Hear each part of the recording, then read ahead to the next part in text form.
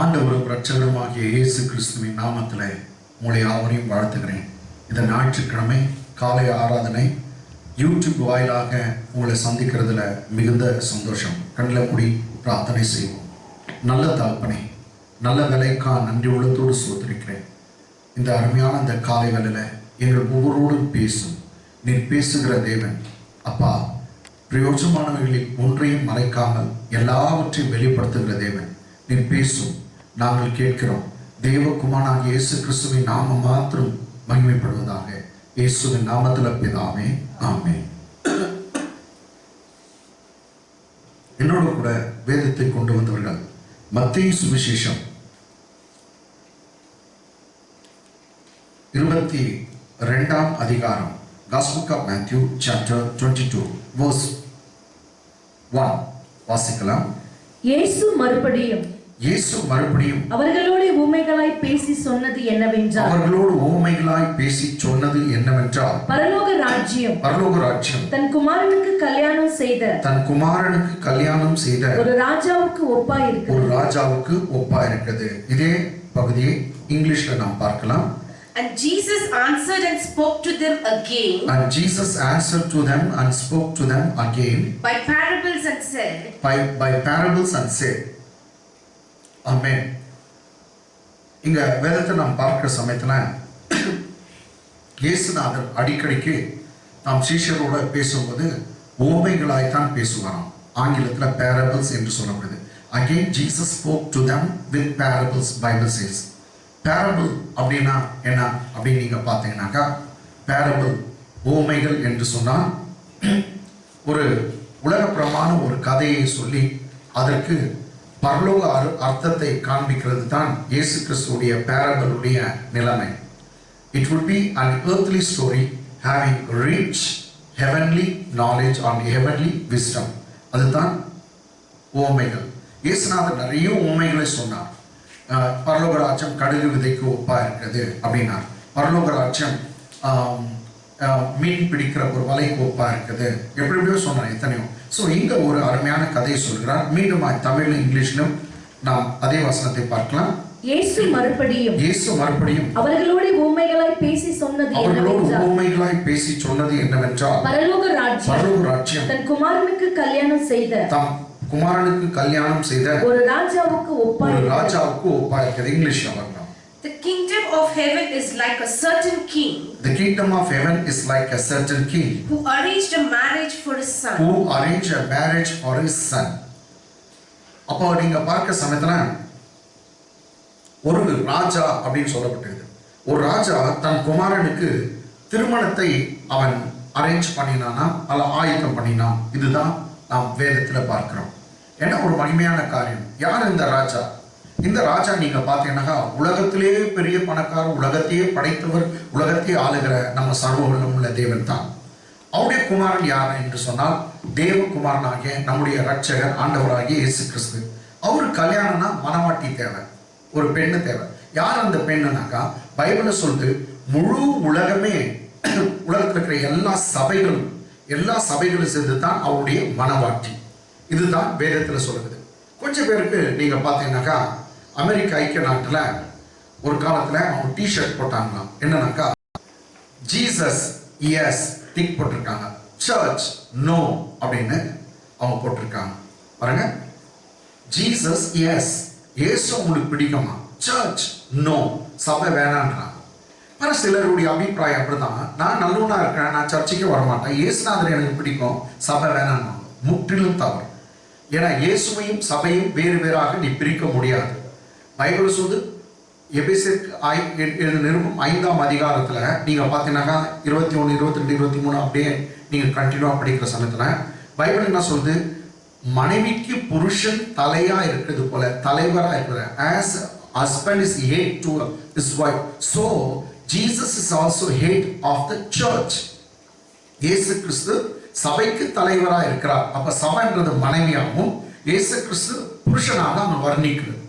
அதுவும் பைபிள் சொல்லி கரை திரை இல்லாத ஒப்பற்ற ஒரு சபையாக, மனவாட்டியாக, பிதாவாகி தேவனுக்கு முன்பாக தம்முடைய சொந்த ரத்தத்தினால கழுவி மீட்டு கொண்ட சபை என்று வேதம் சொல்லுகிறது. ஆகையினால சபையும் இயேசுவையும் வேறு வேறாக பிரிக்க முடியாது. சபைன்றது ஒரு உடம்பு, சரீரம். That's why Bible says church is the body of Christ. It's the body of Christ. And who's the head? Bible says Jesus is the head. You cannot separate Jesus the head from the body. சபையும் இயேசுவையும் வெவ்வேறாக பிரிக்க முடியாது. இயேசுநாதர் ஏதோ ஒரு காரியம் ஒரு மனுஷனுக்கு செய்ய வேண்டுமானாலும் சபையில தான் செய்வார். ஒருத்தனை டெடிகேட் பண்ணணுமா, ஒருத்தனை அபிஷேகம் பண்ணணுமா, ஒருத்தனை ஊழியத்துக்கு அனுப்பணுமா, சபையை கொண்டு தான் செய்வார். அவரே வந்து செய்ய மாட்டார். அதனால சபையும் இயேசுவையும் பிரிக்க முடியாது. இந்த நாட்களை கொஞ்சம் பேர் இயேசுவை பிடிக்கும், சபையை பிடிக்காது. நோ, அது முற்றிலும் தவறானது. இங்க பாத்தீங்கன்னாக்கா ஒரு ராஜா பிதாவாகிய தேவன் தான் குமாரனுக்கு திருமணம் செய்கிறார் அப்படின்னு பார்க்கிறோம். சரி, 3ஆம் வசனம் பார்க்கலாம் sir. 22nd chapter 3rd verse in Tamil. அழைக்கப்பட்டவர்களை கல்யாணத்திற்கு வர சொல்லும்படி அழைக்கப்பட்டவர்களை கல்யாணத்துக்கு வர சொல்லும்படி அவன் தன் ஊழியக்காரரை அனுப்பினான். அவர்களோ வர மனதில்லாதிருந்தார்கள். இன்னொரு முறைமா, அழைக்கப்பட்டவர்களை கல்யாணத்திற்கு வர சொல்லும்படி அவன் தன் ஊழியக்காரரை அனுப்பினான். அவர்களோ வர மனதில்லாதிருந்தார்கள். இங்கிலீஷ் பார்க்கலாம். And sent out his servants to call. That is, the king sent out his servant to call those who were invited to the wedding. And they were not willing to come. நீங்க பாத்தீங்கன்னா உலகத்திலே பெரிய திருமணம் இதுதான். இந்த உலகத்துல எத்தனையோ கோட்டீஸ்வரர்கள் இருக்காங்க, அவங்க எல்லாம் திருமணம் செய்யறாங்க. பல கோடிகளை செலவு பண்ணி தான் மகனுக்கு திருமணம் செய்யறாங்க.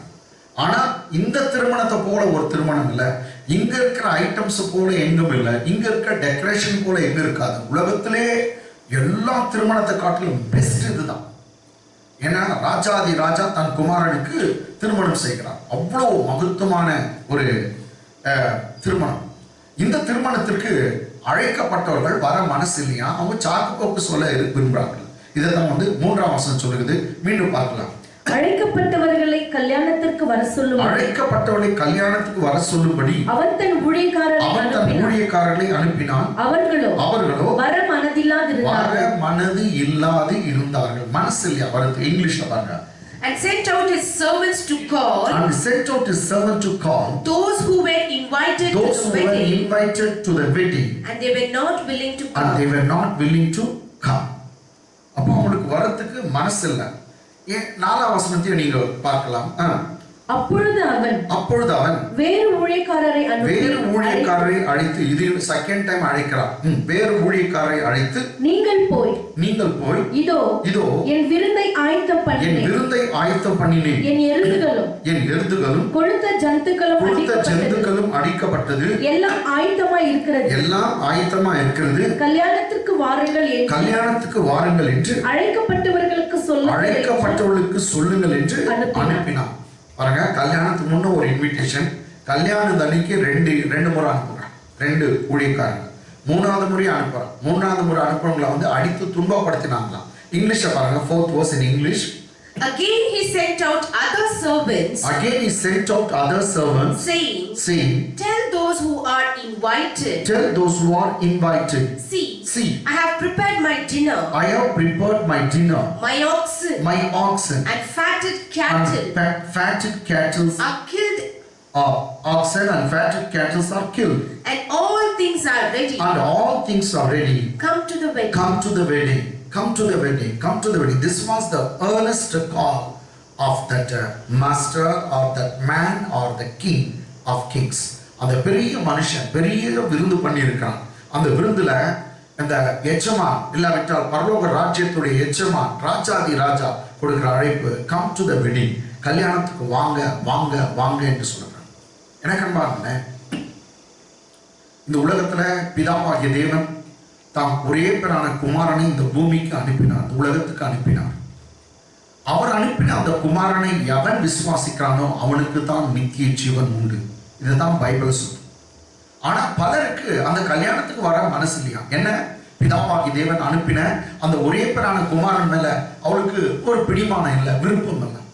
அதுக்குதான் சாக்கு போக்கு சொல்றாங்க. எவனுக்கு ஒருவன் ரட்சிப்பு இல்லாத யாருக்கு போகும்? பைபிள் சொல்றது எல்லாரும் ரட்சிக்கப்பட வேண்டும் என்று தான் கடவுளுடைய திட்டம். எல்லாருக்காக தான் கர்த்தர் அவ்வளவு பெரிய ரட்சிப்பை செய்தாராம். தம் குமாரனை சாக கொடுத்து இந்த உலகத்துல எல்லா மனிதன் ரட்சிக்கப்பட வேண்டும், எல்லாருக்கும் பாவ மன்னிப்பு, ஒரு மனுஷனும் பாவத்துல மறிக்க கூடாது, எல்லாம் ரட்சிக்கப்பட வேண்டும், எல்லாரும் அவருடைய ராஜ்யத்துக்கு வர வேண்டும். இதுதான் தேவனுடைய திட்டம். ஆனா இந்த உலகத்துல இன்றைக்கு வரைக்கும் இயேசு வேண்டாம் என்று ரிஜெக்ட் பண்ணுகிற தள்ளுகிற கூட்டம் இருந்து கொண்டே இருக்கிறது.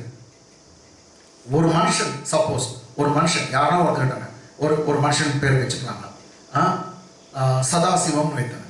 சதாசிவம் சப்போஸ் நரகத்துக்கு போனார்னு வச்சுங்க. சதாசிவம் நரகத்துக்கு போனார்னாக்கா சதாசிவம் தான் செய்த பாவங்களுக்காக அவர் நரகத்துக்கு போகவில்லை. நீங்க சொல்லலாம், என்ன பாஸ்டர் இது, அவன் செய்த பாவத்துக்கு தான் அவன் நரகத்துக்கு போனார். இல்ல, சதாசிவம் தான் செய்த பாவத்துக்காக நரகத்துக்கு போகவில்லை. ஒரு சமயம் அவன் செய்த பாவத்துக்காக நரகத்துக்கு போக வேண்டும்னா ஃபர்ஸ்ட் ரிச்சர்ட் பாஸ்டர் தூக்கி நரகத்துல போகணும். ஏன்னா நானும் பாவி தானே, நானும் பாவம் செய்திருக்கேன். ஒவ்வொருவரையும் தூக்கி நரகத்துல போடுவாங்க. ஆனா அவர்கள் செய்த பாவத்துக்காக போகலை. சதாசிவம் நரகத்துக்கு போனது அவன் வாழ்ந்த நாட்கள்ல கர்த்தராகிய இயேசு கிறிஸ்துவை ரட்சகராய் ஏற்றுக்கொள்ளவில்லை, பாவ நிச்சயத்தை பெறவில்லை. அதனாலதான் அவன் நரகத்துக்கு போனான். அதனால பைபிள் சொல்லி எல்லாம் பாவம் செய்திருக்கிறோம். நமக்கு எல்லாருக்கும் ரட்சகர் தேவை. இந்த இடத்துல குமாரனாகிய தேவன் இயேசு கிறிஸ்துவை ரட்சகராய் வந்திருக்கிறார். அவருடைய திருமணத்திற்கு நம்ம மனவாட்டிகளாய் நாம் ஆயத்தமாக வேண்டும். அந்த திருமணத்துக்கு அநேகருக்கு வர பிடிக்கல. அது ஒரு பெரிய குற்றம் மெய்யாகவே. அதனால கடவுளுடைய கோபம் தான் நாங்கள் வந்ததுன்னு பைபிள்ல நம்ம பார்க்கிறோம். முக்கியமா இந்த இன்விடேஷன் யாருக்கு கொடுத்தார்? யூதர்களுக்கு கொடுத்தார். யூதர்கள் தான் கர்த்தருடைய பிள்ளைகளாய் பழைய ஏற்பாட்டின் காலத்துல இருந்தார்கள். ஒரே ஒரு தேசம் யூத தேசம், இஸ்ரவேல் ஜனங்கள். ஆனா அவர்களுக்கு தீர்க்கதரிசிகள் அனுப்பினார், மோசே அனுப்பினார், கர்த்தர் எலியா, எலிஷா, எத்தனையோ தீர்க்கதரிசிகள் அனுப்பினார். கடைசியா மல்கியா தீர்க்கதரிசி, கடைசியாக நீங்க பார்க்கும்போது குமாரன் மூலமாய் பேசினார். குமாரனே சொன்னார், யோவான் ஸ்நானகன் சொன்னார். ஆனா அவர்கள் கேட்க மனதில்லை. அவருடைய என்னெல்லாம் சுயநீதி. எங்களுக்கு தெரியும், நாங்க சரியா தான் இருக்கணும், என்னதான் எங்க பரிசுத்தத்துல யோவான் ஸ்நானகனும் மோத முடியாது, இயேசு கிறிஸ்து கூட மோத முடியாது அப்படின்னு சுயநீதியில வாழ்ந்து விட்டார்கள். அநேகர் அந்த திருமணத்துக்கு வரலன்னு சொல்லப்பட்டது. இந்த திருமண காரியத்துக்கு வருவதற்கு அவர்களுடைய எண்ணங்களை நீங்க கொஞ்சம் பிரதிபலிக்கணும்னாக்கா நீங்க மத்தேயு சுவிசேஷத்துல இதே ஸ்டோரி நீங்க போய் பார்க்கலாம். மத்தேயு சுவிசேஷம் லூக்கா சுவிசேஷத்துக்கு நீங்க போய் பார்க்கலாம். லூக்கா சுவிசேஷம் 14th chapter 14ஆம் அதிகாரம். லூக்கா சுவிசேஷம் 14th chapter verse 15. 14ஆம் அதிகாரம் 15ஆம் வசனம். அவரோடு கூட பந்தி இருந்தவர்களில் ஒருவன் இவைகளை கேட்டபொழுது அவரை நோக்கி தேவனுடைய ராஜ்யத்தில் போஜனம் பண்ணுகிறவன் பாக்கியவான் என்றான். இன்னொரு முறை தமிழை வச்சுட்டு இங்கிலீஷ்ல படிக்கலாம்.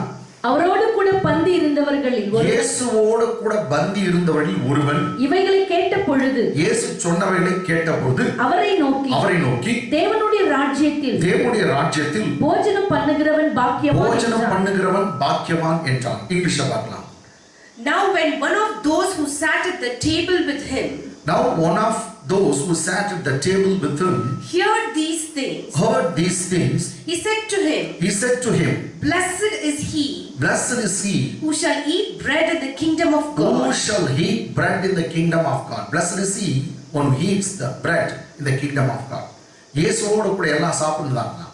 அப்ப இயேசுநாதர் பல உவமைகளை சொல்லுகிறார். இதை ஒருத்தன் கேட்டு சொல்றான், ஜீசஸ் உன் கூட சாப்பிட்டு இவ்வளவு நல்லா இருக்குதுன்னா, த்ரில்லா இருக்குதுனாக்கா, பெரிய சூப்பரா இருக்குதுனாக்கா, தேவனுடைய ராஜ்யத்துல பந்தி இருக்குது, அது பெரிய விஷயம் அப்படின்னு சொன்னான். அதுக்கு தான் இயேசுநாதர் இவனுக்கு என்னன்னாக்கா வெறும் யூதர்கள் தான் அந்த பந்தியில் இருப்பாங்க, இதுதான் அவனுடைய எண்ணம். யூதர்கள் தான். கர்த்தராகிய இயேசு கிறிஸ்து இந்த பூமியில ரட்சகராக இருக்கும்போது வெறும் யூதருக்காக மாத்திரம் வரவில்லை, புறஜாதிகளாக இந்தியாக்காரர்களுக்காகவும் பாகிஸ்தானியர்களுக்காகவும் அமெரிக்கர்களுக்காகவும் எல்லாருக்காக தான் வந்தார். அவர் உலகத்தின் ரட்சகர். அவன் நினைச்சுதான் வெறும் யூதர்களுக்கா அந்த சிலாக்கி கிடைக்கும், ஆபிரகாமோட ஈசாக்கோட யாக்கோபோட அவங்க எல்லாம் பந்தி இருப்பாங்கன்னு நினைச்சான். இல்ல, கிடையாது. எப்போதெல்லாம் தேவனுடைய ராஜ்யத்தை பத்தி இயேசு கிறிஸ்து பேசுறாரு, ஒரு பெரிய விருந்தை பத்தி பேசுவார். பந்தி இருக்கிறது. நீங்க பாத்தீங்கன்னாக்கா மத்தேயு சுவிசேஷம் 8th chapter verse 11. மத்தேயு 8:11 இங்க ஒரு பந்தியை பற்றி கர்த்தர் பேசுவார். இந்த பந்தியில யார் யார் வருவாங்க, எந்தெங்க இருந்து வருவாங்க பார்க்கலாம். அநேகர் கிழக்கிலும், ஜீசஸ் சொல்றான், அநேகர் கிழக்கில், வேற யூதர்கள் மாத்திரமல்ல அநேகர் கிழக்கிலும் மேற்கிலும் இருந்து வருவாங்க. பாருங்க, வெஸ்டர்ன் கண்ட்ரீஸ்ல இருந்து வருவாங்களா, ஈஸ்டர்ன் கண்ட்ரிஸ்ல இந்தியாலாம் கிழக்கிலும் மேற்கிலும் இருந்து வந்து பரலோக ராஜ்யத்தில் ஆபிரகாம், ஈசாக்கு, யாக்கோபு என்பவர்களோடு பந்தியிருப்பார்கள். பரலோக ராஜ்யத்தில் ஆபிரகாம், ஈசாக்கு, யாக்கோபு என்பவர்களோடு கூட பந்தியிருப்பார்கள் என்று இயேசு சொன்னார். இங்கிலீஷ்ல பார்க்கலாம். And I say to you that many will come from east and west. Many will come from east and west. See, not few people. Bible says many will come from east and west. Eastern countries, that indicates India, Afghanistan, Pakistan, Burma, Indonesia, everything. Eastern countries. Next, from western countries also join with us. All Gentiles. Once again, in English. And I say to you that many will come from east and west. Many will come from east and west. And sit down with Abraham. Isaac. And Jacob. In the kingdom of heaven. They will sit down with Abraham, Isaac, Jacob in the kingdom of heaven. That means they will, for what purpose they are sitting down? To eat, to recline. Okay, அப்போ பரலோக ராஜ்யத்துல கூட நல்ல சாப்பாடெல்லாம் இருக்கும். So இந்த பூமியில தான் நிறைய சாப்பிட்டாக சுகரு, பிபி, கொலஸ்ட்ராலு, இந்த ப்ராப்ளம் அந்த ப்ராப்ளம் வரும். ஆனால் பரலோகத்தில் போயிட்டு நல்லா சாப்பிடலாம், எவ்வளோனா சாப்பிடலாம், உங்களுக்கு வயிறு நோயே வராது. அங்கே இருக்கிற பைபிள் சொல்ல 12 மாசமும் கனி விடுகிற ஜீவ விருட்சம் இருக்காமா. அதை புசித்தாக்க அவனுக்கு சாவே இல்லை. அது இலையில கூட ஔஷதம் சொல்லுது. அதனால மெடிசன் இலையும் கூட. அப்படிப்பட்ட ஒரு நல்ல தேவனுடைய ராஜ்யத்துக்குள்ளாய் தான் நம்ம எல்லாம் போகிறோம். எந்த ராஜ்யத்தை ஆதாம் ஏவாள் இழந்தார்களோ அதே தேவனுடைய ராஜ்யத்தை, அதே ஏதேன் தோட்டத்தை, பரலோகத்திற்கு ஏதேன் தோட்டத்துக்கு கர்த்தர் தம் குமாரன் மூலமாய் முன்னே கொண்டு செல்ல விரும்புகிறார். நிச்சயமாய் கர்த்தர் நமக்கு தருவார். ஓகே, இருக்கட்டும், நம்ம தொடர்ந்து இதை பார்க்கலாம். ஸோ பந்தி இருக்குது, நீங்க பார்த்தீங்கன்னா எப்போதும் அந்த பந்தி இருக்கிறத பத்தி பரலோக ராஜ்யம் தான். ஸோ இந்த இடத்துல ஒரு best marriage, best banquet, it's a great banquet Bible says. பார்க்கலாங்க, லூக்கா 14 அதிகாரம், சேம் ஸ்டோரி. அந்த ராஜா கல்யாணம் பண்ண தான் குமாரனுக்கு. இதை நீங்க அப்படியே கண்டினியூ பண்ணலாம். 14 chapter verse 16. அதற்கு அவர் ஒரு மனுஷன் பெரிய விருந்தை ஆயத்தம் பண்ணி, சரி தமிழ்ல பாருங்க, ஒரு மனுஷன், அந்த ராஜா பெரிய விருந்தை ஆயத்தம் பண்ணி அநேகரை அழைப்பித்தான். இங்கிலீஷ்ல பாருங்க. Then he said to him, a certain man, means that is a king. Okay, gave a great supper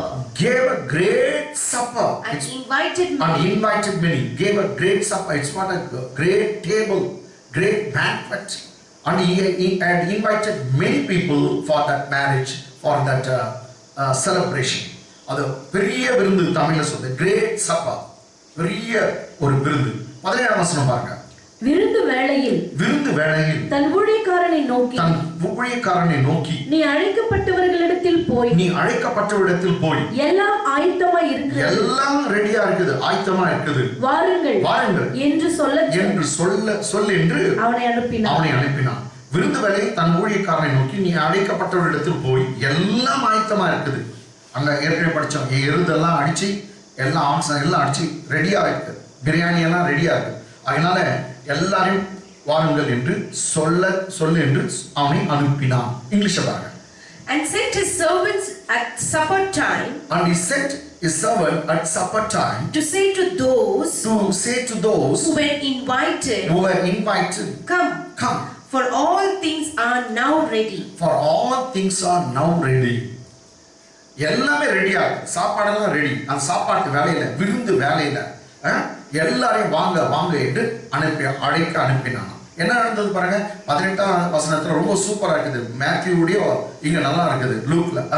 அவர்கள் எல்லாரும் போக்கு சொல்ல தொடங்கினார்கள். நம்ம தமிழ்ல சொல்ற சாக்கு போக்குன்றாங்களே, வெறும் போக்கு சொல்ல தொடங்கினார்கள். ஒருவன் ஒரு வயலை கொண்டேன். நான் சாக்கு சொல்றான் பாருங்க. ஒருவன் சொல்றான், இப்பதான் ஒரு வயலை வாங்கினேன், நான் அகத்தியமாய் போய் அதை பார்க்க வேண்டும், என்னை மன்னிக்கும்படி வேண்டிக் கொள்கிறேன் என்றான். இங்கிலீஷ்ல பாருங்க. But they all with one accord began to make excuses. The first said to him, I have bought a piece of ground, and I must go and see it. I ask you to have me excused. an excuse. He says, I'm very sorry I could not come today. Because I bought a piece of land, I want to go immediately to see it. என்ன சொல்றாங்க பாருங்க, ஒரு வயலை கொண்டு நான் அகத்தியமா உடனே போய் அதை பார்க்க வேண்டும், என்னை மன்னிக்கும்படி வேண்டிக் கொள்கிறேன். ஏன்னா ஜீசஸ் உடைய ரட்சிப்புக்கு, அவருடைய திருமணத்திற்கு, பிதாவாகிய தேவனை ஆயத்தப்படுத்தின குமாரனுடைய திருமணத்திற்கு அவனுக்கு வரதுக்கு மனசு இல்லை. மனசு தான் வந்திருப்பாங்க, அவனுக்கு விருப்பம் இல்லை. இதேதான் பைபிள் சொல்லுது, இயேசு கிறிஸ்து தம் சொந்தத்திலே வந்தார், சொந்தமானவர்கள் அவரை ஏற்றுக்கொள்ளவில்லை. அவர் தமக்கு சொந்தமானதில் வந்தார். இது நீங்க பாருங்க, யோவான் சுவிசேஷம் 1 அதிகாரம் 11ஆம் வசனம் 12ஆம் வசனம். Jesus came in his own and his own people did not receive him. But those as many as believe in the name of Jesus and receive Jesus as the Savior, to them all he gave the power to become the children of God. அவர் தமக்கு சொந்தமானதில் வந்தார், யூதருக்குள்ளே வந்தார். சொந்தமான ஜனங்களோ யூதர்களோ இந்த உலகமோ அவரை ஏற்றுக்கொள்ளவில்லை. ஆனால் அவருடைய நாமத்தின் விசுவாசம் உள்ளவர்களாய் அவரை ஏற்றுக்கொண்டவர்கள் எத்தனை பேரோ அத்தனை பேர்களும் தேவனுடைய பிள்ளைகளாகும்படி அதிகாரம் கொடுத்தார். ஏன் சிலுவையில் இயேசுநாதர் அறிவதற்கு முன்பாக பிலாத்து கேட்கிறான், உங்களுக்கு இயேசு வேண்டுமா இல்லது பரபாஸ் வேண்டுமா? பரபாஸ் ஒரு அரசியல்வாதி, அது மாத்திரமல்ல ஒரு சிட்டியிலே கலகம் பண்ணவன். அவன் ஒரு டெரரிசம்க்கு தலைவர். அவன் ஒரு அரசியல்வாதி. அதுல எத்தனையோ கொலைலாம் செய்திருக்கான். பைபிள் சொல்லுது, சிட்டி அந்த பட்டணத்துல அமளி உண்டாக்கினான், கலகம் உண்டாக்கினான். ஜனங்க யாரும் தெரியுமா கேட்டாங்க, இவங்க 2 பேர்ல யாரை உங்களுக்கு ரிலீஸ் பண்ணோம், இயேசுவை நசனான் இயேசுவா அல்லது பரபாசா என்று கேட்கிற சமயத்துல வேதம் சொல்லுகிறது, அவங்க சொன்னாங்க, we want பரபாஸ், எங்களுக்கு இயேசு வேண்டாம், பரபாஸ் வேண்டும், பரபாஸ் வேண்டும். அப்ப பிலாத்து கேட்கிறான், பரபாஸ் என்ன செய்வது? அதற்கு அவங்க சொன்ன பதில் என்ன தெரியுமா? இயேசுவை சிலுவையில் அறையும், இயேசுவை சிலுவையில் அறையும் என்று சொன்னார். இயேசுவை சிலுவையில் அறையும், அபேவித்தும் கிறிஸ்டிஃபையும். அதனால தான் பைபிள் சொல்லுது, சொந்தமானதில் வந்தார், சொந்தமானவர்கள் ஏற்றுக்கொள்ளவில்லை. இங்க யூதர்கள் ரிஜெக்ட் பண்றாங்க. ஒருத்தன் சாக்கு சொல்றான், நான் ஒரு லேண்ட் வாங்கினேன், அதை போய் இம்மிடியட்டா பார்க்கணும். ஏன்னா பார்க்காதே வாங்கிட்டேன். இவன் சொல்றான், வாங்கிட்டேன் இப்ப போய் பார்க்கிறேன். யாராவது லேண்ட் வாங்கிட்டு போய் பார்க்கணும்ல, பார்த்துட்டு தான் லேண்ட் வாங்கணும். ஆனா இவன் சொல்ற போய் பாருங்க, அதான் சாக்கு. நல்லா கரெக்டா இருக்க மாதிரி தான் தெரியும், ஆனா தப்பு. அதுக்கு வந்து நான் மன்னிப்பு கேட்கிறேன், நான் வர முடியாது, அதுக்கு நான் மன்னிப்பு கேட்கிறேன். என்னன்னாக்கா, நான் ஒரு வயலை கொண்டேன், வாங்கினேன், அதை அகத்தியமாய் போய் பார்க்க வேண்டும், என்னை மன்னிக்கும்படி வேண்டிக் கொள்கிறேன் என்றான். 2வது சாக்கு 19ஆம் வசனம். வேறொருவன் 5 ஏர் மாடு கொண்டேன், 5 ஏர் மாடுகளை கொண்டேன், அதை சோதித்து பார்க்க போகிறேன், என்னை மன்னிக்கும்படி வேண்டிக் கொள்கிறேன் என்றான். இங்கிலீஷ்ல பார்க்கலாம். And another said, I have brought 5 yoke of oxen. And I am going to test them. I ask you to have me excused. For I bought 5 oxen, now I want to test it.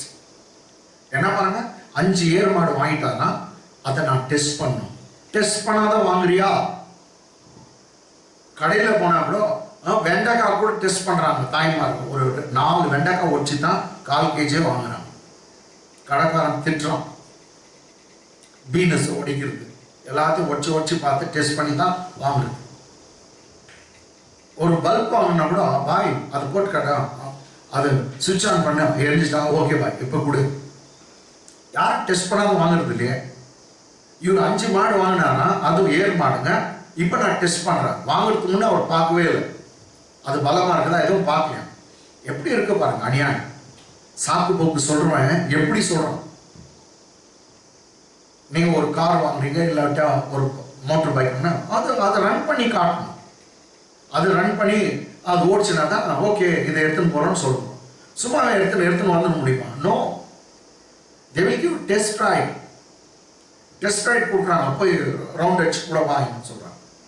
எனக்கு அன்பாதவங்க, இது முற்றிலும் பயங்கரமான சாக்கு போக்கு. சரி, at least 2 பேர் மன்னிப்பு கேட்டாங்க. ஒருத்தன் 5 ஏர் மாடுகளை வாங்கினேன் மன்னியும்னு சொன்னான். இன்னொருத்தன் ஒரு லேண்ட் வாங்கியிருக்கேன், அதை பார்க்க போனோம் மன்னியும். இன்னொருத்தன் மன்னிப்பு கூட கேட்க மாட்டேங்கிறான். அடுத்த வசனம், வேறொருவன் பெண்ணை விவாகம் பண்ணினேன். என்ன சொல்றாங்க? பெண்ணை விவாகம் பண்ணினேன், அதனால் நான் வரக்கூடாது. இவன் மன்னிப்பே கேட்கல. என்னன்னா வேறொருவன் பெண்ணை விவாகம் பண்ணினேன், அதனால் நான் வரக்கூடாது. இங்கிலீஷ்ல பாருங்க. Still another said. Still others said.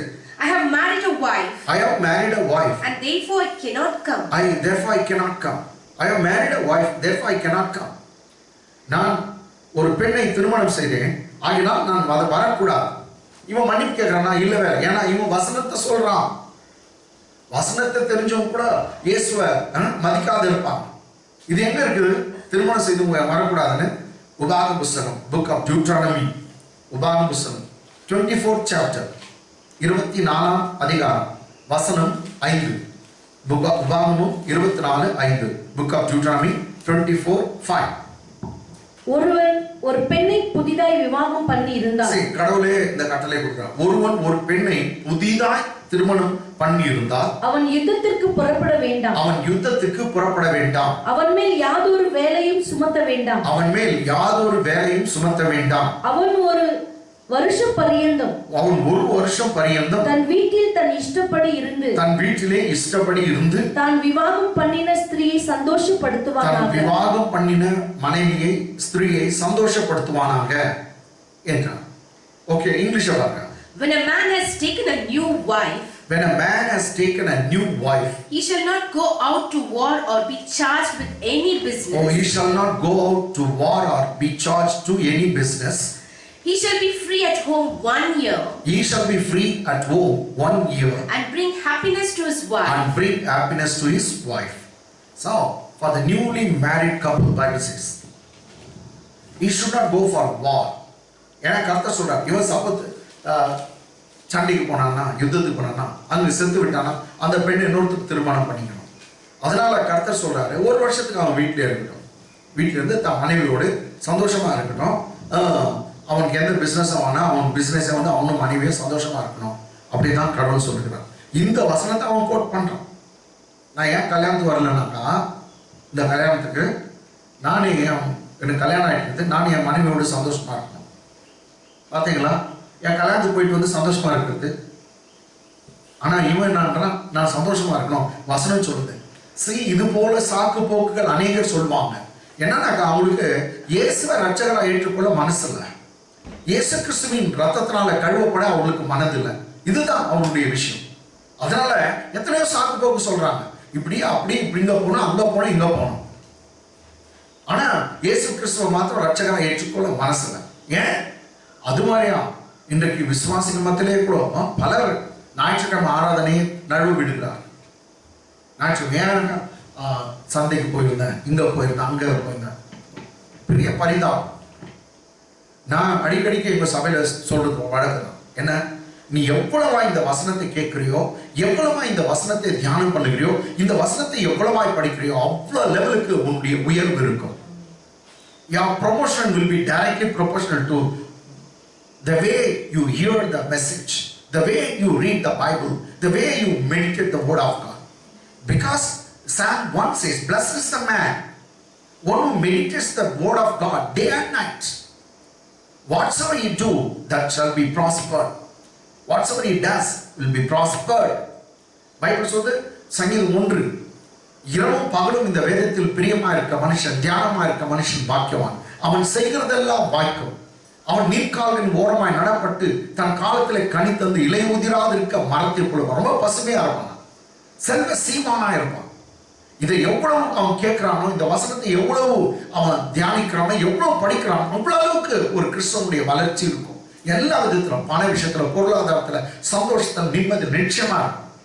ஆனா இந்த நாள்ல அந்த பரிதாபம், அநேகர் பைபிளை வாசிக்கிறது, வேற எல்லாத்துக்கும் டைம் உண்டு, ஆனா பைபிளை படிக்கிறதுக்கோ அல்லது தியானம் பண்றதுக்கோ அவங்களுக்கு நேரம் இல்லை. நேரம் இல்லையா? மனசு இல்லையா? தெரியல. மனசு இருக்கும், இருந்தாக்கா எல்லாம் எனக்கு அன்பாதுங்க. வேற எல்லாத்துக்கும் நேரம் இருக்க.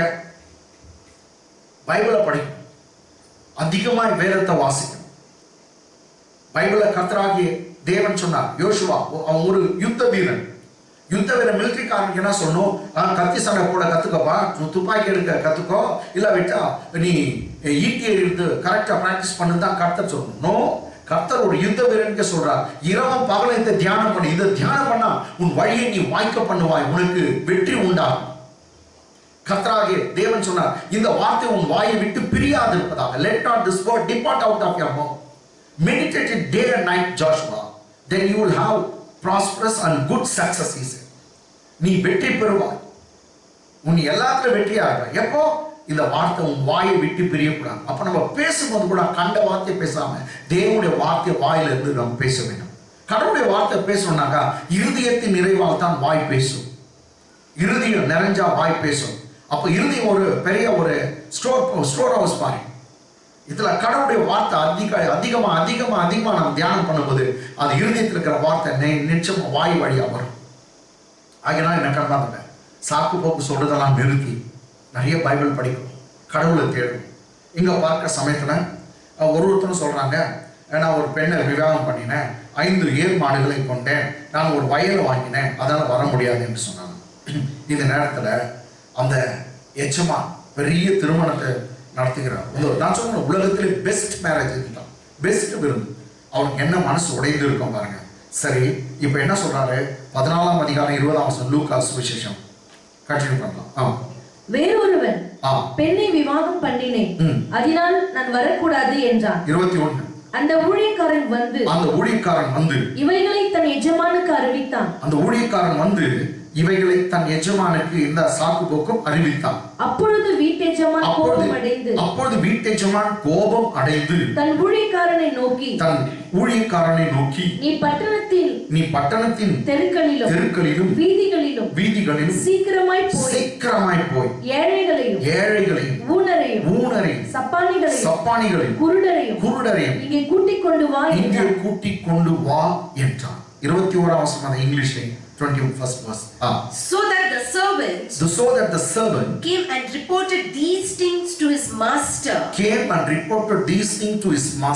Then the master of the house, being angry, said to his servant, Go out quickly into the streets and lanes of the city, and bring in here the poor and the maimed and the lame and the blind. Go out quickly into the lanes and byways and bring out the people who are maimed, the lame, the disabled, the blind, everybody, the weaker people, everyone. அவர் சொன்னார், என்ன சொன்னாரு? அந்த ஊழியக்காரன் வந்து report பண்றான், எச்சமா நான் போய் பார்த்தேன், எல்லாரையும் இன்வைட் பண்ண கூப்பிட்டேன், நீங்க சொன்னதான். ஆனா ஒருத்தர் சாக்கு சொல்றாங்க, அந்த சாக்கெல்லாம் இப்படி இருக்குதுன்னு சொன்னான். அதுக்கு அவர் கோபம் வந்துச்சான். இங்க பாருங்க, that king has got angry over the invitees. அவர் கோபம் வந்துச்சான், அவர் கோபம் அடைந்தார். கடவுளுடைய ஸ்ட்ரேஞ்ச் ஆக்ட், அவர் கோபப்படுறார். எப்போ குமாரன் வேண்டாம்னு ரிஜெக்ட் பண்றாங்களோ, குமாரன் வேண்டாம் என்று தள்ளி விடுகிறார்களோ, நிச்சயமாய் கடவுளுடைய கோபாக்கினிக்கு அவர்கள் பங்கடைவார்கள். இதுல எந்த ஒரு சந்தேகம் இல்லை.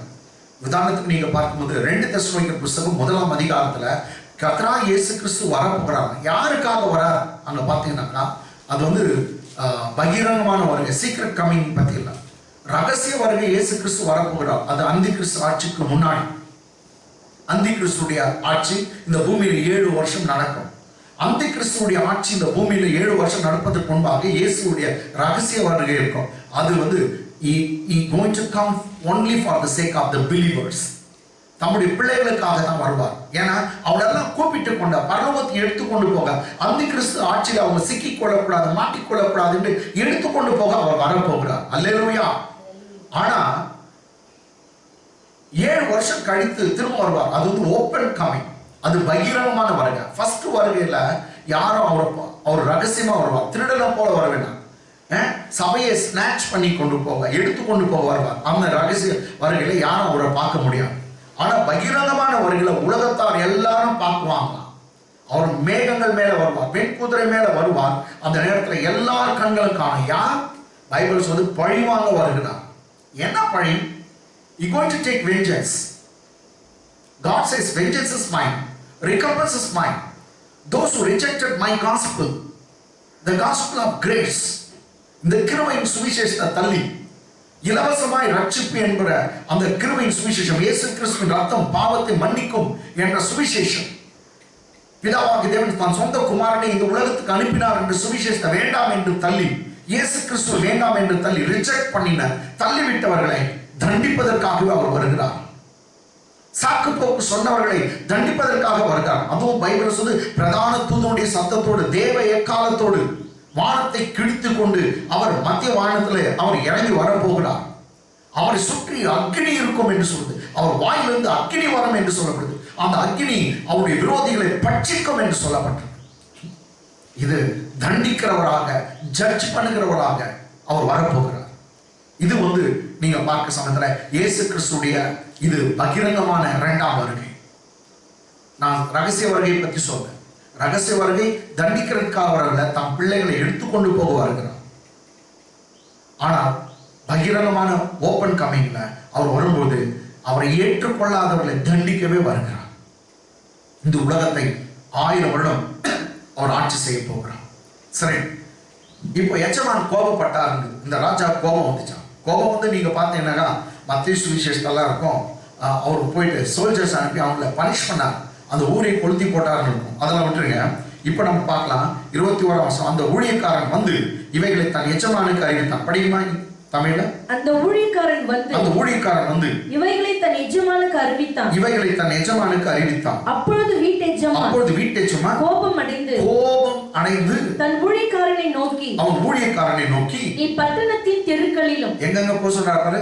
பட்டணத்தின் தெருக்களிலும், வீதிகளிலும், ஸ்ட்ரீட்ஸ் வீதிகளிலும் சீக்கிரமாய் போய் ஏழைகளையும் ஊனரையும் சப்பானிகளையும் குருடரையும் இங்கே கூட்டிக் கொண்டு வா என்றான். Praise God. இவங்களுக்கெல்லாம் இன்விடேஷன் போகுது. இதுக்கு முன்னே அவங்களுக்கெல்லாம் இன்விடேஷன் இல்லை, அழைப்பு இல்லை. இங்கிலீஷ்ல பாருங்க இன்னொரு முறை. So that the servant came and reported these things to his master. Therefore the servant came and reported these things to his master. Then the master of the house, being angry, said to his servant, Go out quickly into the streets and lanes of the city, and bring in here the poor and the maimed and the lame and the blind. All the disabled people. கர்த்தர் பார்த்தீங்களா யாருக்கு ரட்சிப்பு கொடுத்தார்? ஒரு காலம் லேவியராகம புத்தகத்தில் சொல்லுது, குருடனோ, பூ விழுந்த கண்ணனோ, முடவனோ இவங்கெல்லாம் தேவாலயத்தில் வரக்கூடாதுன்னு கூட இருக்கும் சட்டம். அவங்களெல்லாம் ஆசாரியர்கள் ஆக முடியாது. ஆனால் அப்படியே கர்த்தர் இவங்க ரிஜெக்ட் பண்ணாங்க பாருங்க யூதருங்க, கர்த்தர் அப்படியே ரிவர்ஸ் பண்ணிட்டார். எல்லாரையும் கூட்டி கொண்டு வா, என் ஆலயத்துக்கு எல்லாம் வரட்டும். யூதருடைய வீழ்ச்சி, புறஜாதிகளுடைய எழுச்சி. யூதர்கள் இயேசுவை ரிஜெக்ட் பண்ணாங்க, புறஜாதிகளுக்கு ரட்சிப்பு போய்விட்டது. Praise God. அதனால தான் இந்தியாவில் அதான் சொன்னாரு கர்த்தர், கிழக்கு மேற்கு வடக்குல இருந்து எல்லாம் வருவாங்க. கிழக்கு தேசம் நம்முடைய தேசம். கர்த்தர் சொன்னார், வீதியில ஸ்ட்ரீட்ல போறங்க. இங்க பரலோக ராஜ்யம் பலவந்தம் பண்ணப்படுகிறதுன்ற ஒரு வார்த்தைக்கு ஏற்ப ஃபோர்ஸ் பண்ணுங்க. ஏன்னா எல்லாரும் கூட்டுவோம், எல்லாரும் அழைச்சிடுவோம், வாங்க வாங்க பெரிய விருந்துன்னு சொல்லு. ஏழைங்க வரட்டும், எளியவர்கள் வரட்டும். ஆமாங்க, சுவிசேஷனா என்ன தெரியுமா? காஸ்பல்னா நல்ல செய்தி. Gospel means good news. What is the good news? He calls the poor one to his kingdom and makes them rich. ஏழைகளை கர்த்தர் அழைக்கிறார், எளியவர்களை அழைக்கிறார், அவங்கள பணக்காரராக மாற்றுகிறார். தரித்திர அழைக்கிறார், ஒன்றுமில்லாதவர்கள் அழைத்து எல்லாம் உடையவர்களாய் மாற்றுகிறார். பேஸ் பீப்புள் எளிமையானவங்களை அழைக்கிறார், குப்பையில இருக்கிறவங்களை அழைக்கிறார், ராஜாக்களோடு உட்கார வைக்கிறார், நோயாளிகளை அழைக்கிறார், சுகத்தை தருகிறார். இப்படிப்பட்டதான் காஸ்பல், குட் நியூஸ். ஒரு சமயம் நான் பாவியா இருக்கிறேன், நான் அக்கிரமத்தில் இருக்கிறேன், நான் ரொம்ப சமுதாயத்தில் தள்ளப்பட்டு இருக்கேன்னு சொன்னா, you are the elected one, you are selected by God almighty, you are eligible for it. நான் ஒன்னும் இல்லைன்றியா, உன்னதான் கர்த்தர் அழைக்கிறார். நீ சரியான இருக்க, தகுதியா இருக்க, நீ வா. இந்த தேவனுடைய ராஜ்யத்துக்குள்ள வந்தாக இந்த ராஜ்யம் உன்னை உயர்த்துகிறதப்பா. நீ நோயாளியா வரலாம், சுகமாக்கப்படுவாய். நீ தரித்திரனா வரலாம், உன் தரித்திரத்துல எண்ணிக்கை இருக்க போகிறதுல நீ உயர்வாய், நீ மேலோங்கி வருவாய். பண விஷயத்துல, பொருளாதாரத்துல, சமுதாயத்துல கனப்பெற்ற ஒரு பிள்ளையா நீ வரப்போகிறாய். இதுதான் கடவுள் கொடுக்கிற மகத்துவமான ரட்சிப்பு. ஏதோ செத்துட்டா மோட்சத்துக்கு போற, இது ஒண்ணும் இல்லை. செத்துட்டா மோட்சத்துக்கு போறது இல்லை, நான் அப்படி ஒண்ணு இல்லை. இந்த பூமியில் நீ வாழ்ற நாட்களை எல்லாம் சந்தோஷம், சமாதானம், நிம்மதி அனுபவித்து ஒரு செல்வ செழிப்பாக, அதே போல ஒரு குட்டி பரலோகத்தை இந்த பூமியில அனுபவித்து விட்டு நீ போக போகிறான். இதுதான் கர்த்தருடைய பெரிதான ஒரு கிருபை. ஓகே, இப்போ ரட்சிப்பு எல்லா ஏழை எளியவர்களுக்கெல்லாம் போகுது. எல்லாம் பாடி பரதேசி எல்லாம் கூப்பிட்டு சொல்றாங்க, ஃபோர்ஸ் பண்ணுறாங்க. ரைட்டுங்களா? இப்போ 22 வசனம் பாருங்க, ரொம்ப இன்ட்ரெஸ்டிங்கா போகுது. ஊழியக்காரன் அப்படியே செய்து, ஊழியக்காரன் அப்படியே கூட்டம் தானா, தெருவில் இருக்கிறவங்க எல்லாரும் கூட்டம். ஊழியக்காரன் அப்படியே செய்து, ஆண்டவரே நீர் கட்டளையிட்டபடி செய்தாயிற்று, நீர் கட்டளையிட்டபடி செய்தாயிற்று, இன்னும் இடம் இருக்கிறது என்றான். Praise God. பரலோகம் ரொம்ப பெருசு, பரலோக ராஜ்யம். நீ சொன்னபடியே எல்லாம் செய்த, எல்லாரும் கொண்டு வந்துக்கிறேன், ஜனம் ஜெயின் இருக்குது. இன்னும் சொல்றான், இன்னும் இடம் இருக்குப்பா, இன்னும் சாப்பாடு மிச்சமா தான் இருக்குது, இன்னும் இடம் இருக்குது. ரொம்ப நல்லா இருக்குது. இதை இன்னொரு முறை படிக்கலாம் தமிழ்ல. ஊழியக்காரன் அப்படியே செய்து, ஊழியக்காரன் அந்த எஜமான் சொன்னபடியே செய்து, ஆண்டவரே நீர் கட்டளையிட்டபடி செய்தாயிற்று, இன்னும் இடம் இருக்கிறது என்றான். இங்கிலீஷ்ல பாருங்க. And the servant said, Master, it is done as you commanded. It is done as you commanded. And still there is a room. Heaven is not a tiny one. It's a vast, it's a huge. Bible says still we have room. We can gather few more people, not few more people. இன்னும் ஜனங்களை சேர்க்கலாம். இன்னும் இடம் இருக்குது. இந்த இடம் இருக்குது. இன்னும் அப்ப பாருங்க, நீங்க உலகம் தொடங்கி எத்தனையோ வருஷம் ஆச்சு, எத்தனையோ கோடிக்கணக்கான ஜனங்க, எத்தனையோ பேர் பரலோகத்தில் இருக்கிறாங்க. இன்னும் இடம் இருக்குது. அந்த பரலோகத்தில் கோடி கோடி கோடி கோடி கோடிக்கணக்கான பரிசுத்தவான்கள், கோடிக்கணக்கான தூதர்கள், கோடிக்கணக்கான கேருபீன்கள், சேராபீன்கள் எல்லாம் இருக்காங்க. 24 மூப்பர்கள், தேவனுடைய சிங்காசன தேவன் இருக்கார், பரிசுத்த ஆவியானவர் இருக்கார், குமாரனாகிய தேவன் இருக்கார், குமாரனாகிய இயேசு கிறிஸ்துடைய ரத்தம் இருக்குது, 4 ஜீவன்கள், 24 மூப்பர்கள், கோடிக்கணக்கான கோடிக்கணக்கான தூதர்கள், கேருபீன்கள், சேராபீன்கள், இவர்களோடு கோடியான பரிசுத்தவான்கள் இருக்கார். ஆபிரகாம், ஈசாக், யாக்கோபு முதற்கொண்டு அங்கு இருக்கிறார். இன்னும் இடம் இருக்குது. அதுக்கு எஜமானுடைய பதில் தம்மா அப்போது நிறுத்திக்கலாம்னு சொன்னாங்க. பாருங்க, அப்பொழுது எஜமான் ஊழியக்காரனை நோக்கி, நீ பெரு வழிகளிலும் வேலிகள் அருகிலும் போய் என் வீடு நிறையும்படியாக ஜனங்களை உள்ளே வரும்படி வருந்தி கூட்டிக் கொண்டு வா. வருந்தி ஃபோர்ஸ் பண்ணி கூப்பிடு, வருந்தி கூட்டிக் கொண்டு வா என்றார். Wonderful verse. 23 தமிழ்ல இன்னொரு முறை வாசிக்கலாம். அப்பொழுது எஜமான் ஊழியக்காரனை நோக்கி, நீ பெரு வழிகளிலும் வேலி அருகிலும் போய் என் வீடு நிறையும்படியாக ஜனங்களை உள்ளே வரும்படி வருந்தி கூட்டிக் கொண்டு வா. ஃபோர்ஸ் பண்ணி கூப்பிடு அப்படின்றார். 23 பாருங்க, இங்கிலீஷ்ல 23rd verse. Then the master said to his servant, Go out into the highways and hedges. Go out in the highways, in the byways, and also the hedges. And compel them to come in. That my house may be filled. My house may be filled. Compel them to come in, that my house may be filled. அவங்கள force பண்ணி கூட்டிட்டு கொண்டு வா என்று சொல்லப்படுது. என்ன ஒரு மகிமையான விஷயம். அவங்கள கூட்டிக் கொண்டு வா. எனக்கு அன்பானவர்களே, நீ பெருவழிகளிலும் வேலி அருகிலும், கோ இன் தி ஹைவேஸ் அண்ட் பைவேஸ், மூலம் தெருக்கள், ஹைவேஸ். என்ன ஹைவேஸ்? பெருவழி. நம்ம பெங்களூர் டு கேஜிஎஃப் ஹைவே இருக்குது.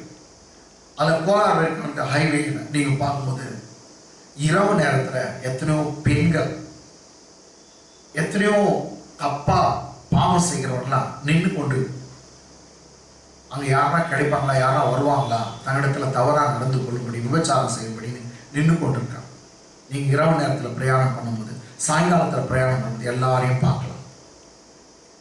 எனக்கு அன்பாங்க, கர்த்தர் தான் சொன்னார், ஹைவேஸில் நின்றுக்கிறாங்களே அப்படிப்பட்டவங்களுக்கு கொண்டு வா. விபச்சாரத்தில் விழுந்து கொண்டிருக்காங்க, உங்களை கொண்டு வா. வேலி அருகில், எதுக்கு ஒருத்தன் வேலி அருகில் இருப்பான்? யோசிச்சு பாருங்க. வேலி சந்தையில் எதற்கு இருக்கான்? அவன் திருடணும், அவன் பொல்லாதவனும் விபச்சாரக்காரனா இருக்கலாம். அவனுக்கு கொண்டு வான்னு சொன்னான். என்ன சொன்ன? வருந்தி கூட்டி கொண்டு வா. அதனால தான் ஏசுநாதர் சொன்னான், பரிசேயர் சதுசேயர் முன்னாடி நீங்க ரொம்ப பரிசுவாங்க நினைக்கிறீங்க, நீங்க தான் தேவனுடைய ராஜ்யத்துக்கு வருவீங்கன்னு நினைக்கிறீங்க. இல்ல, உங்களுக்கு முன்னாடி பாவிகளும் திருடர்களும் வேசிக்கலரும் பரலோகத்தில் இருப்பார்கள் என்று சொன்னார். ஏன்னா அந்த ரட்சிப்பு எல்லாருக்கும் உடையது. ரட்சிப்பு என்பது எல்லாருக்கும் உடையது. ஒரு 2 வசனத்தை இந்த ரட்சிப்பை பற்றி நான் உங்களுக்கு சொல்ல விரும்புகிறேன். பைபிள்ல 1 தீமோத்தி புத்தகம், 1 Timothy 2nd chapter verse 4 and 6. 1 Timothy 2 அதிகாரம் 4 மற்றும் 6 வசனம். எல்லா மனுஷரும் ரட்சிக்கப்படவும் சத்தியத்தை அறிகிற அறிவை அடையவும் அவர் சித்தமுள்ளவராய் இருக்கிறார். எத்தனை பேரு? எல்லா மனுஷரும். படிமா, எத்தனை? எல்லா மனுஷரும் ரட்சிக்கப்படவும். எத்தனை பேர் ரட்சிக்கப்படணுமா? எல்லா மனுஷரும். இங்கிலீஷ் எப்படி இருக்குமா? Who desires all men to be saved. So it's the desire of God that all men to be saved. How many men? All men to be saved and to come to the knowledge of the come truth. to the knowledge of truth. எல்லா பைபிளை படிக்கணும்ன்றார். எல்லா சத்தியத்தை அறியணும். எல்லா மனுஷரும் ரட்சிக்கப்படணும்.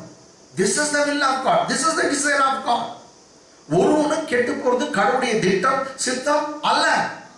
அதனால சபைக்கு குடிகாரன் வருவான், கூத்திக்கல்ல வருவான், விபச்சாரக்காரன் வருவான், திருடன் வருவான், வேசிக்கலை வருவான். சிலர் சொல்றாங்க உங்க சர்ச்சுக்கு பலான்னு வராங்க, அதான் நான் வரமாட்டேன். அப்பா நீ ரொம்ப நல்லவனா? பலானுக்கு வராங்களா? அப்படியாப்பட்ட மோசமான வராங்க, அதான் நான் வரமாட்டேன்.